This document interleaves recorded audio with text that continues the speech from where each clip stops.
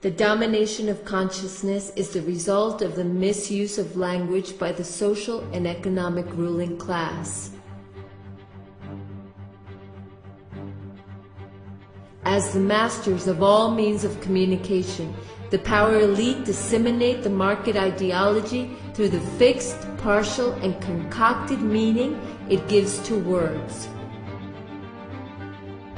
Words are invoked as neutral and their definition is evident. However, when controlled by power, words fix a very different meaning to the reality of life. It is primarily a language of resignation and impotence. It is the language of passive acceptance of things as they are and should remain. Words are the lackeys of the dominant system of life. Our use of the power's language condemns us to impotence. The resolution of the language issue is at the core of the struggle for the emancipation of humankind. It is not an additional form of domination, but the heart itself of the totalitarian mercantile system's project to enslave.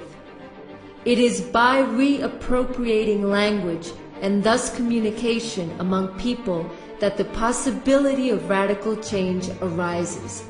In this way, the revolutionary and the poetic converge. In the collective effervescence, the spoken word is reinvented by a myriad of groups. Spontaneous creativity is within us all and is a force for unity.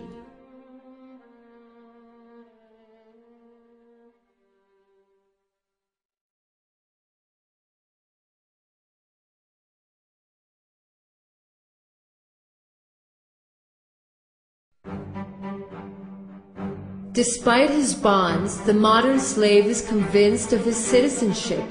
The illusion of choice and free determination is fueled by the ability to vote and freely elect those who will conduct his affairs.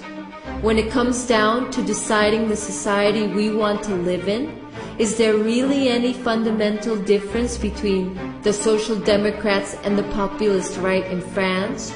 Between Democrats and Republicans in the United States, between Labor and Conservatives in the United Kingdom? There is no opposition, because the main political parties agree on one essential thing: the conservation of the present mercantile society.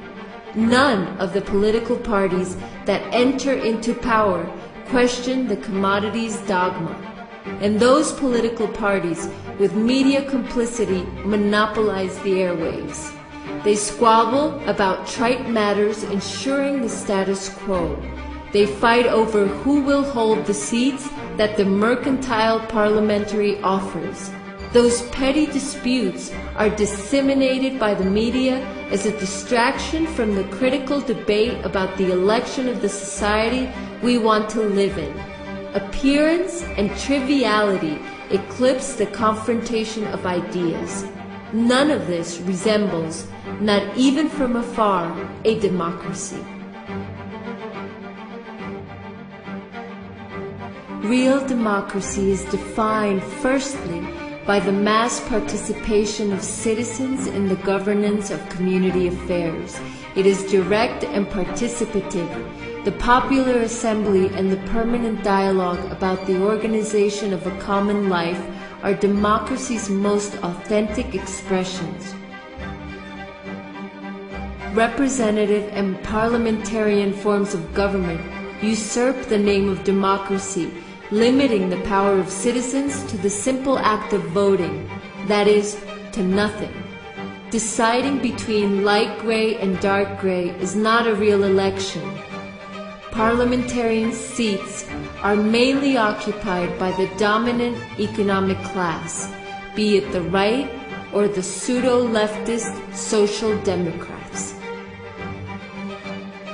Power is not to be conquered, it is to be destroyed. It is tyrannical by nature, whether exercised by a king, a dictator, or an elected president. The only difference with a parliamentarian democracy is that the modern slave has the illusion of choosing the master he will obey. The vote has made him an accomplice to the tyranny that oppresses him. He is not a slave because masters exist. Masters exist because he elects to remain a slave.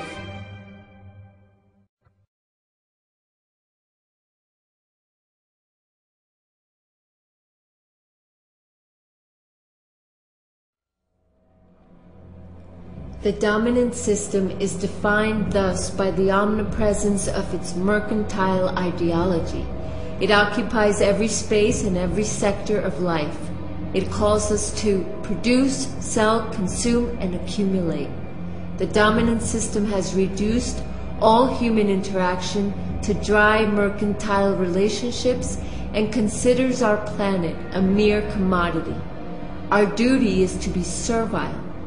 The only recognized right is the right to private property. The only God it worships is money.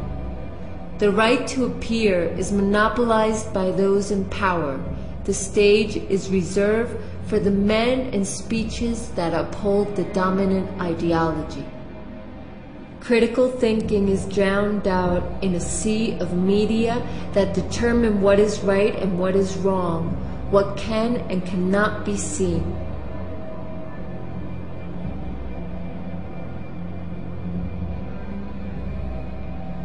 The omnipresence of ideology, the worship of money, the media's bias, the absence of democratic pluralism, the lack of a visible opposition, the will to transform mankind and all the world in its image, and repression in all its forms.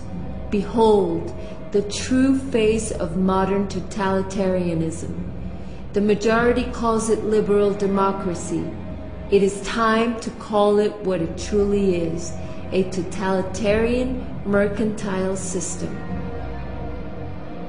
Mankind, society, and the entire planet serve this ideology. The totalitarian mercantile system has achieved what no other totalitarian system could: hegemony over the world through its ideology. Today, exile is impossible.